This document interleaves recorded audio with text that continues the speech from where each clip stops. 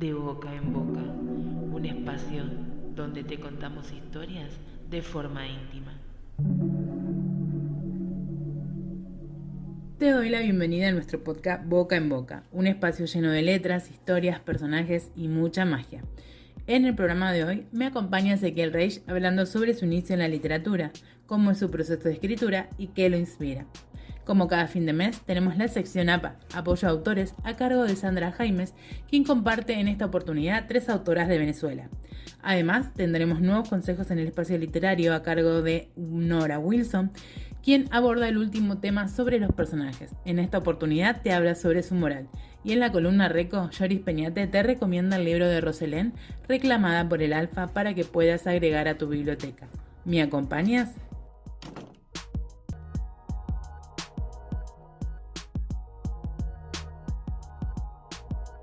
Un cálido saludo para toda nuestra audiencia. Es un placer darles la bienvenida una vez más a este espacio donde la literatura cobra vida. En esta ocasión queremos destacar el talento de escritores venezolanos que, con sus historias, nos transportan a mundos llenos de emoción, misterio y creatividad. Iniciamos con Petit, Yuraima Echenique, una autora versátil que explora diversos géneros. Se describe a sí misma como una mujer de talla baja, profesional y madre soltera de un niño con la misma condición. Su obra, Líbranos del Mal, junto con muchas otras, está disponible en Dream y Sueñovela. Puedes conocer más sobre ella en Facebook, Petit Autora, e Instagram, @autora_Yuraima_Echenique. Por otro lado, encontramos a Sar Dranel, un escritor apasionado por el misterio y la fantasía, además de ser un aficionado de anime y rock. Su obra, Torrenders, está disponible en la plataforma Fison. Para seguir su trabajo lo encuentras en redes sociales como Sar Dranel.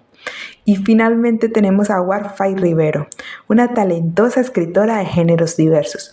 Su obra, El secreto del sultán, junto con muchas otras, está disponible en Buenovela.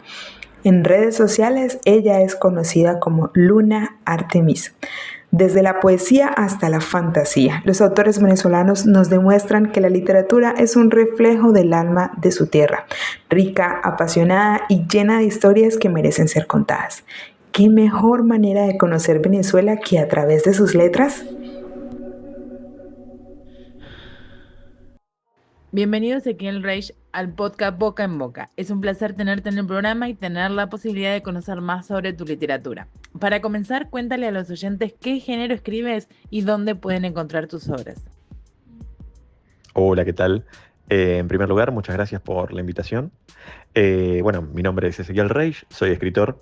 Eh, Mi género de novelas, en realidad la novela que tengo escrita hasta ahora es de un género que sería algo así como una novedad dentro del género de la fantasía, un subgénero dentro de la fantasía, que es la fantasía gamer. ¿Por qué la fantasía gamer? Porque en mi historia, el personaje, si bien cumple con el requisito del camino del héroe, vive su aventura como si estuviera viviendo dentro de un videojuego. En su forma, sería como la experiencia lo hace subir de nivel, encontrarse con amigos para hacer parties, para cazar ciertos animales que le dan cosas, armas, armaduras y todo lo que tiene que ver con los juegos de RPG, de tipo el role playing game. ¿Dónde pueden conseguirse mis obras? Bueno, en primer lugar, puede hacerse en librerías. Yo soy de Mar del Plata, podría hacerse en librerías como Libros de la Arena. También están en Colabo Libros, que es una página web. Eh, y bueno, obviamente mediante mis redes sociales, que estoy como ezequiel.reich, y también en la red social de nuestra nueva editorial, Espada y Hechicería. Espada y Hechicería Editorial. En la saga Las Crónicas de Raper, espero que esté bien pronunciado, ¿te ha quedado fuera algún tema que quisieras haber desarrollado en los libros anteriores a tal nivel que te aventurarías a escribir una tercera parte? Em, Serían las crónicas de Reaper. En realidad, bueno, esta saga, ya en mi caso, cuando saqué la primera parte la primera novela, ya tenía escritas unas 800 páginas. Pero en su momento cuando la fui a publicar, que la autopublico a la primera parte, Las Crónicas de Reaper 1, la corté a 500 y terminó siendo, entre edición y demás, quedó una novela de 686 páginas, teniendo unas 300 más o menos para una segunda parte. Cuando saco la primera novela y empiezo a recibir el feedback de los lectores y demás, mi visión para hacer la segunda parte toma otro camino y por eso Las Crónicas de Reaper 2, mientras no estabas, termina siendo una novela diferente a lo que yo pensaba en un inicio. E incluso esas 300 hojas que me quedaron de la primera parte servirán para la tercera novela, porque esta saga, de acuerdo al plan que yo ya tengo armado, y cómo serían los capítulos y cómo sería contada la historia y el desarrollo de los personajes, los héroes y los villanos, calculo que sería alrededor de 6 novelas. En este caso, la primera parte de la segunda novela, de Mientras no estaba, salió ahora en diciembre del 2024, y la segunda parte, completando el segundo libro, saldría en diciembre del 2025. Desarrollar una novela de fantasía como un juego, además de novedoso, debe ser muy divertido. ¿Hay algún personaje con el que haya sentido más afinidad? Creo que como buen escritor, muchos de nosotros ponemos parte de nuestras vidas en nuestras obras. Y en realidad Las Crónicas de Reaper podría tomarse como una especie de autobiografía contada en forma fantástica. Si tengo que representarme como un personaje, sería como Reaper. Si bien, obviamente, esto transcurre en un mundo que es en un futuro de la Tierra, en un futuro posapocalíptico encima, diría que si debo empatizar con alguno o representarme con alguno en sí, sería justamente con el personaje principal, quien cuenta la historia, que es Reaper. Bien dijiste que la novela es una especie de biografía fantástica, apocalíptica. ¿La inspiración llegó a través de tu deseo de escribir y dejar de cierta forma plasmado alguna de tus experiencias o llegó de otra forma? Justamente en mi caso, cuando comienzo a escribirla, bueno, particularmente siempre fui una persona que le gustaba escribir historias, cuentos, pequeñas novelitas, no diría novela porque antes siempre de escribir escribía cosas cortas. Pero ocurrió un momento en mi vida, hace ya unos más de 15 años, donde estaba muy abocado a los videojuegos. Diría que pasaba casi todo el día jugando a videojuegos. Entonces uno empieza como a vivir su vida dentro del videojuego y su personaje comienza a hacer su vida dejando atrás la vida real, convirtiéndose más o menos en lo que sería una adicción, podría decirse. Para salir de esa adicción a los videojuegos fue que comencé a escribir historias, pequeños cuentos y pequeñas demás, que fue la base de la fantasía escrita para las Crónicas de Reaper. Luego eso lo seguí mezclando con, bueno, justamente partes de mi vida, algunos aderezos de guiños a películas de fantasía de los 80, algo de manga y anime que a mí también me gusta mucho, y fue eso lo que me inspiró y terminó saliendo lo que es ahora Las Crónicas de Reaper. Siendo un autor mapa, lo asumo por tu comentario del desarrollo de la saga Las Crónicas de Reaper, que se completará en 6 tomos. De las dos que ya has publicado, ¿cómo te sentiste más conectado a la hora de escribirlas? ¿A través de las palabras en los diálogos, los momentos de acción entre los personajes, que imagino habrán muchos, o por medio de sus emociones? Yo creo que en ese caso sería más que nada por el tema más emocional, llevado a eventos situacionales que ocurren dentro de la novela, comparados en cierta forma con eventos que ocurrieron en la vida real. Obviamente que exacerbados en cierta forma, o puestos justamente de otra manera para que no, no sea una comparación directa, pero con un guiño directo sería, o, o indirecto, a lo que ocurrió en la realidad, con personajes que realmente existieron, cambiándoles un poco el nombre, o situaciones que se dieron de esa manera y llevando al personaje en sí, que es Reaper, a vivencias un tanto parecidas que me ocurrieron a mí.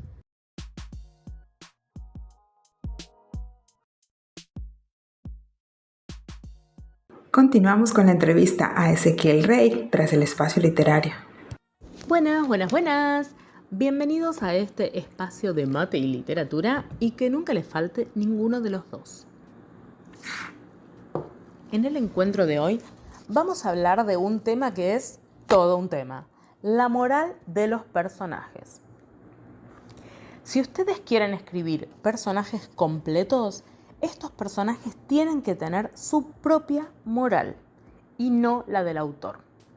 Y esto es algo que es difícil de lograr. Y les diría que en la mayoría de los libros que he leído, esto no se logra. La mayoría de los personajes responden en realidad de distintas maneras a una moral única. No obstante, lo que nosotros queremos lograr con la definición de personajes es que estos personajes sean lo más parecido posible a personas. Y ustedes no van a encontrar en un grupo de 6 personas menos que 6 morales. En un grupo de 3 personas no van a encontrar menos que 3 morales, porque cada persona tiene su propia estructura moral y sus propios valores. Y esto es exactamente lo que ustedes tienen que lograr en sus personajes también.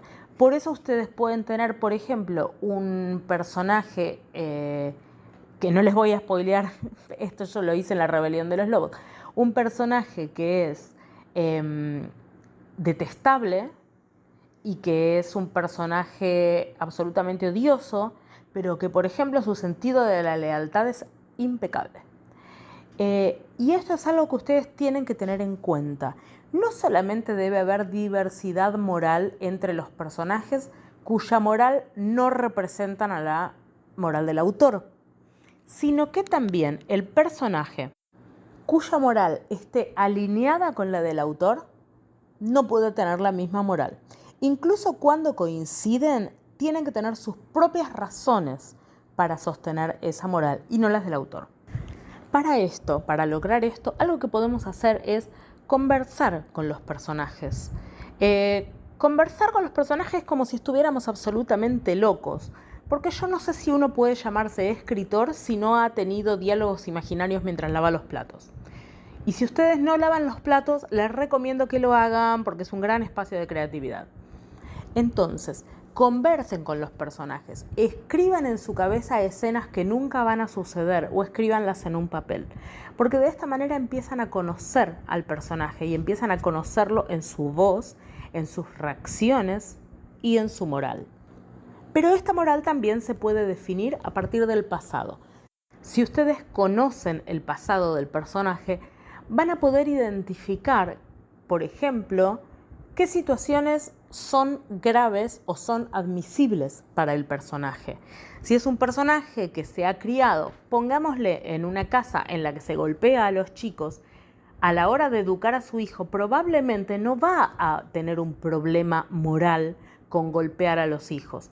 Pero puede ocurrir exactamente lo contrario. Como él ha sido golpeado, vio un problema en eso y no quiere reproducir esa actitud. Y eso dice mucho acerca del personaje. Si ustedes tienen un personaje que se ha criado como ladrón, probablemente no va a haber un problema demasiado grave en atentar contra la propiedad privada del otro. Al contrario, lo más probable es que lo justifique moralmente en el sentido de yo tengo el mismo derecho que él a comer. Entonces, si para comer yo le tengo que robar su comida, es la ley de la selva.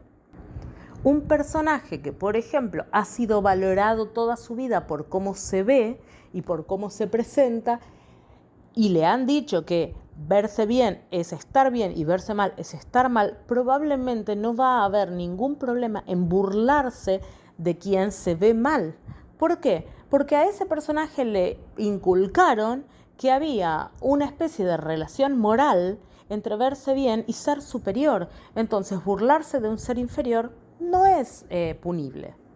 ¿Es un personaje malo el que se burla del que se ve feo? No necesariamente. En la ficción como en la realidad se encuentran estos personajes con los que no coincidimos en nada y sin embargo en sus términos son buena gente.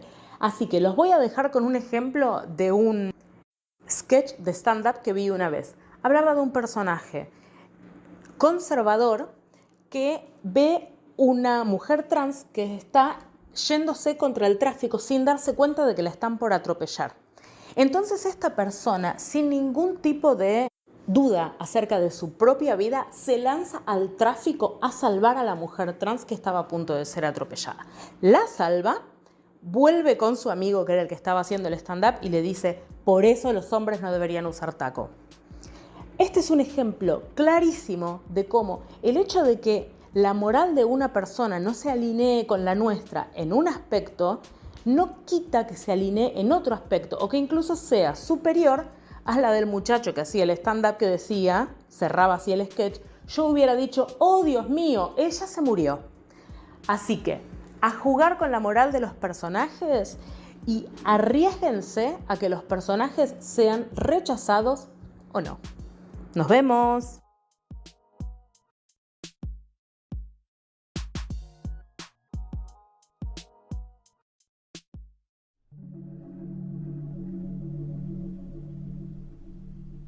Dejando descansar un poco ese maravilloso mundo que creaste con base en la realidad, refiriéndome a las crónicas de Ripper, quiero pasar a preguntarte sobre la vorágine que nos supone a los autores autopublicados de hoy en día, entre la necesidad de promocionar lo que escribimos para que nos lean y el cuidado en la calidad de nuestro proceso creativo. ¿Cómo lo manejas? Bueno, en primer lugar, me acuerdo que me parece que en un primer punto, antes de la etapa de culminar la primera novela y llegar a la publicación, siempre estuve con el miedo este, que es el miedo al impostor que tenemos todos, de justamente de quién me va a leer, a quién le va a gustar, para quién va a ser esta novela, dónde voy a ubicar el público. Pero bueno, en primer punto, lo que más quería hacer era tenerla, poder publicarla. Y recuerdo cuando llega la pandemia, que fue un tema terrible para para toda la humanidad. Yo me sentí en un punto que dije, quizá me pasa algo tan grave como para que nunca pueda publicarla. Llega en ese punto que yo uno todo lo que tenía, pulo, corrijo lo más que puedo todas las partes de la novela. Busco editoriales, ahí recuerdo, empiezo a comparar en realidad lo que era editoriales clásicas con editoriales de autopublicación. Me decido por una editorial de autopublicación y en el 2021 sale la novela. Pero claro, cuando la tuve en mi poder, venía la otra etapa, porque al principio uno dice, solamente quiero escribir, pero al tenerla como autopublicada es cómo hago que llegue a los lectores. Entonces ahí empezó un movimiento mío, tratando de llegar a las formas de publicitarla, empezando a hacer encuentros, aprendiendo y teniendo experiencia con la práctica de cómo empezar a hacer más contactos, empezar a estar en librerías, hacer presencia en ferias. Incluso en un punto yo no quería darme a conocer en las ferias del libro de mi localidad, yo soy de Mar del Plata, hasta que empecé a ir a todas las ferias que estaban por ahí, después a darme a conocer un poco más, tener más contactos, ir como llevar el libro en consignación a diferentes librerías de mi ciudad y de otras ciudades de Argentina. Y lo que llevó después con el resto de la escritura de las novelas, yo creo que es bastante orgánico cómo se va dando. Yo tardé en escribir la primera novela, la de las Crónicas de Ripper, unos 15 años aproximadamente, entre lo que fueron correcciones, superar este miedo al impostor y demás. Y la segunda novela tardé 7 meses en escribirla. Y lo que resulta en sí de la segunda novela es que por suerte ya contábamos con un grupo detrás nuestro en la editorial que fundamos hace muy poco, un grupo de editores especialistas que trabajan con editoriales muy importantes del mundo. Entonces ellos ya le daban una corrección mucho más profesional de la que yo pude haberle dado en la primera novela. Esta pregunta siempre cuando se la hago a los autores recibo definiciones muy diferentes. En tu caso, ¿cuál es la definición de éxito? Bueno, esa la sé, en realidad la sé porque yo tomo una frase que decía Charly García, que es muy buena, contada en forma de fábula, de que va una persona a preguntarle a un gurú que tenía todas las respuestas y le dice, señor gurú, ¿dónde está el éxito? Entonces el gurú le señala que vaya caminando para la esquina. Dice, ¿allá está el éxito? Sí, sí, allá está. Este muchacho va y cuando llega a la esquina lo muelen a palos. Salen 10 tipos y le pegan otra vez y otra vez y otra vez. Vuelve con el gurú y le pregunta de nuevo, señor gurú, ¿dónde está el éxito? Y el gurú nuevamente le señala para la esquina. El muchacho va hasta la esquina, otra vez le bajan estas 10, le pegan y le pegan y le pegan otra vez. Y ya vuelve todo dolorido, moretoneado, hecho bolsa y le pregunta por última vez al gurú, señor gurú, ¿dónde está el éxito? Y el gurú lo mira y le responde, allá en la esquina, un poquito después de las trompadas. Yo creo que el éxito en sí es un punto que puede alcanzarse, pero luego de trabajar y trabajar muy duro. Y ahí hay una frase que yo uso que esa ya es de las mías, que yo digo que nunca hay que abandonar los sueños ni dejar de trabajar duro para cumplirlos. En mi caso, con las crónicas de Reaper, yo siempre lo pensé como un proyecto transmedia. O sea que quería siempre llevarlo a otros espacios, no solamente a la lectura. Justamente por eso, en la primera novela, en todas las imágenes hay un código QR donde, escaneándolo, se puede ver en alta definición. Eso lleva a los detalles que no han sido plasmados en el papel, puedan verse todo lo que quiso poner el artista en la imagen completa. Ya en la segunda obra, en las Crónicas 2, lo que estamos haciendo, si bien ya salió la primera parte, estamos trabajando con programadores para hacer una aplicación donde en la aplicación, en cada capítulo, lleve con un código que figura dentro de la novela a un apartado donde cada capítulo tendrá una canción específica compuesta por un compositor de música con los sentimientos que tiene cada capítulo, además de que tiene las imágenes que conllevan cada uno de los personajes y acciones que ocurren dentro del capítulo. A su vez, tanto la saga de las Crónicas de Reaper, en septiembre del año pasado ya nació el primer hermano, podría decirse, en realidad es un derivado, así que sería el hijo, que es el juego de cartas intercambiables, un TCG llamado Batalla Elemental, que lleva el nombre de uno de los capítulos de las Crónicas de Reaper 1, donde los personajes que se participan en el libro son los personajes usados para las cartas, cada uno con sus atributos, con sus poderes y demás. Incluso esta semana o la otra, creo que esta semana próxima, va a salir en una edición tanto de mi parte con Mito Editorial, que son encargados de juegos de rol como Leyenda, que lo sacaron hace unos años, el juego de rol de las Crónicas de Reaper titulado Clan. O sea que ya estaría en vigencia la saga de las Crónicas de Reaper, el juego de cartas de las Crónicas de Reaper titulado Batalla Elemental y el juego de rol de las Crónicas de Reaper titulado Clan.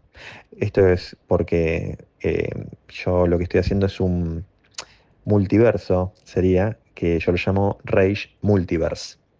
Y esto obviamente va a llevar en un futuro a que esto siga creciendo, porque si bien sale las sagas de el primer libro de las Crónicas de Reaper sale en el 2021 y ya ahora en el 2025 hay 3 productos de la misma saga. La idea es que dentro de unos años continúe evolucionando incluso a otras cosas, como por ejemplo audiolibros o más allá como series o animes.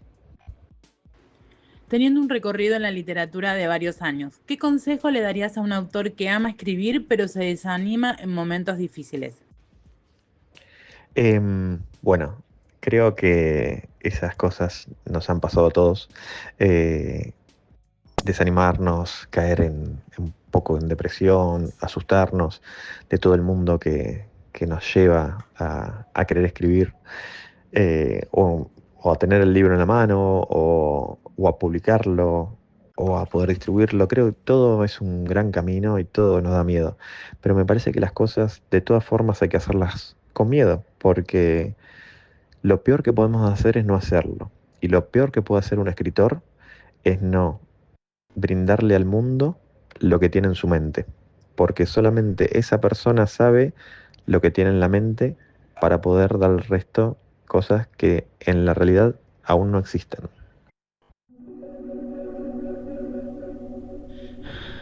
Continuamos con la entrevista a Ezequiel Rey tras la columna Reco. Olis, mi recomendación de hoy es sobre una historia también de hombres lobo como en mi intervención anterior. Esta vez es una obra escrita por Rosa Elena García Rosas. Ella es una autora mexicana, la ubican por sus seudónimos Elena Rosas o Elena RGR. La historia se llama Reclamada por el Alfa y trata de un alfa que tenía una maldición sobre su cabeza, por lo que pensó que la diosa lo mantendría castigado por siempre. Sin embargo, Edward King, nuestro alfa y protagonista de la historia, entró a un salón donde se celebraba una fiesta de compromiso y sintió una conexión inmediata con una de las asistentes. Era su compañera, algo que pensó que nunca volvería a tener. Su lobo rugía de emoción y ansiedad por acercarse a ella y marcarla como suya. ¡Mi compañera!, gritaban todos los poros de su piel de lobo. Al otro lado del salón se encontraba Rosalind, una joven humana que bailaba feliz sin imaginar que su destino estaba a punto de cambiar, porque un hombre la observaba con intensidad y ella sentía una atracción irresistible por ese hombre. No obstante, se negaba a ese sentimiento, ya que se decía que ella amaba a Jason. Él era su futuro esposo y con quien estaba celebrando su compromiso precisamente ese día. Llegado el día de la boda, Rosalind y Jason, desapareció. Nadie sabía de él, por lo que Edward no lo dejó pasar y, aprovechando la circunstancia, hizo un trato con el padre de Rosalind y a ella la amenazó para que aceptara ser su esposa. Edward y Rosalind terminaron casados, pero ella jura que no dejará que él la toque y promete vengar a su prometido. Pero de nuevo el destino interviene y hace una jugada, llevándola a descubrir que el hombre que amaba no era del todo sincero. Así que el lobo Edward poco a poco se va ganando su corazón. Pero la cosa no es tan sencilla. Alrededor de Edward hay muchos secretos. Él no dice por qué es que hay una maldición sobre su cabeza, su pasado es algo del que no quiere hablar, y a medida que Rosalind se va acercando a él, trata de saber sobre su vida, como es lógico, pero él tiene miedo de que lo rechace si sabe cómo era antes. Por su parte, Rosalind descubre que no es 100% humana. Resulta que su madre era loba y también hay secretos en su entorno que complican bastante la trama. Está amenazada por Jason, que apareció, por un par de mujeres obsesionadas con Edward que le ponen la vida de cuadritos porque cada una quiere ser su compañera eterna. Así que en esta historia pasa bastante antes de que Rosalind pueda ser reclamada por su alfa Edward. De verdad que está bien interesante esta historia. Te mantiene pendiente porque pasan un montón de cosas para impedir que Rosalind y Edward estén juntos. Así que es una historia muy activa, con bastantes giros. La encontrarán en la aplicación de lectura digital Buenovela. Recuerden el título, Reclamada por el Alfa, de la autora Elena R.G.R. Hasta pronto. De boca en boca, un espacio donde te contamos historias de forma íntima. Hemos llegado a la sección random, 2 preguntas aleatorias para conocer a ese detrás del escritor. Y la primera tiene más que ver con gustos literarios. ¿Cuál es el tropo que más te gusta, pero te da vergüenza admitirlo? Bueno, si bien yo vengo de la rama de la fantasía como Tolkien o Martin, y también me gusta mucho Stephen King, no sé si tengo alguna cosa que lea que me dé vergüenza admitir, pero bueno, quizá yo soy un gran lector de mangas, me encantan los mangas. No sé si es válida la respuesta, pero, pero sí. Mangas como One Piece, Naruto, unos últimos como Kaiju Number 8. La verdad que sí, yo soy un gran lector de mangas también. Y la última pregunta es un trueque. ¿Qué título le darías a tu novela Las Crónicas de Reaper si pudieras cambiarlo en este momento sabiendo que la saga se llama así?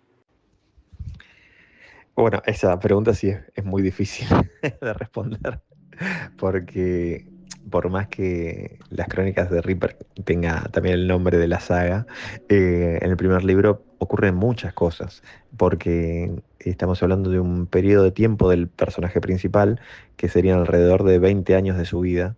Entonces, la verdad que ocurren muchísimas cosas, desde que pasa, bueno, lo que le obliga a abandonar su hogar natal, a comenzar su recorrido en un nuevo continente, a aprender nuevas habilidades, a encontrarse con amigos, a enfrentar nuevos enemigos, nuevos retos que lo ayudan a crecer.